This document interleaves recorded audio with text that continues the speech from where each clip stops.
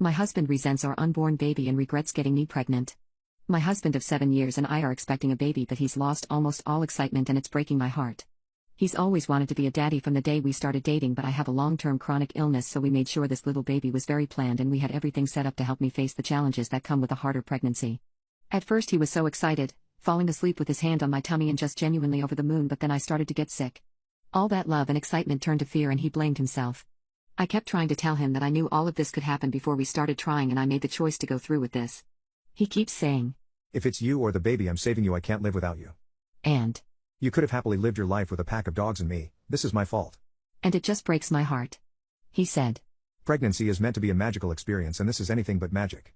He's already planned to get a vasectomy and doesn't want another baby or to try again if this one doesn't make it. I know it hasn't been easy on him watching everything that could go wrong in a pregnancy go wrong for me. I'm scared he's resenting our baby for putting me through this.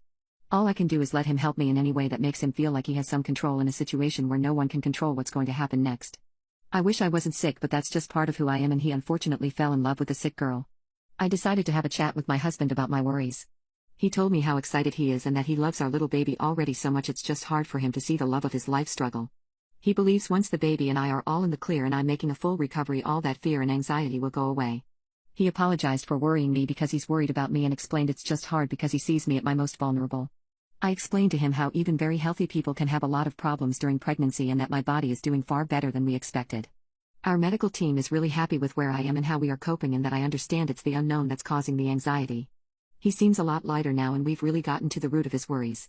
Hopefully I can carry our little one full term, but if the worst happens, our baby is at 30 weeks and has a large medical team ready for them at any given moment, so the odds are in the baby's favor. The rest is just a waiting game. I hope my husband can stay strong until then.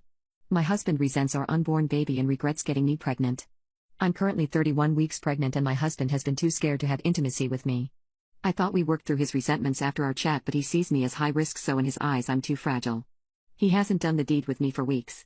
Pregnancy hormones have made me craving him, so we have done other things, but I really miss the connection and intimacy of the deed. We had such a good intimacy life, and so in a fit of pregnancy hormones I started crying, asking him to touch me. Now this man would bend over backward to make me happy, and make me happy he did. After the first time I crossed the finish line, he laid back ready to complete himself.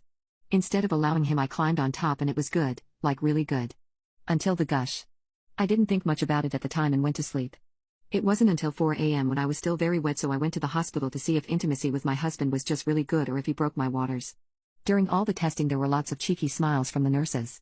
It turned out that he was really just that good.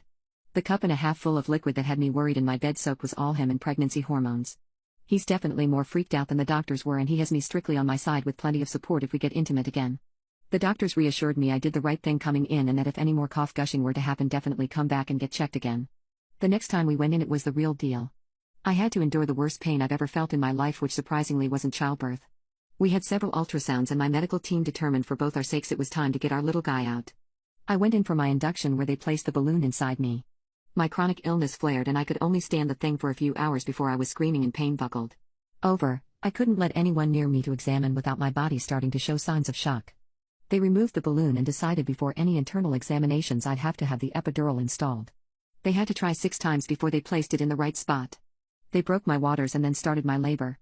The birth itself was amazing. I've never felt more powerful and in control in my life. The pain was bearable, and I'm no stranger to breathing through the unbearable. He came out naturally and was placed on my chest. It was like the whole world got wrapped about that moment. It was just him and us, my little family. Any reservations my husband had disappeared on seeing his firstborn son. It was such a relief seeing the joy return to his face.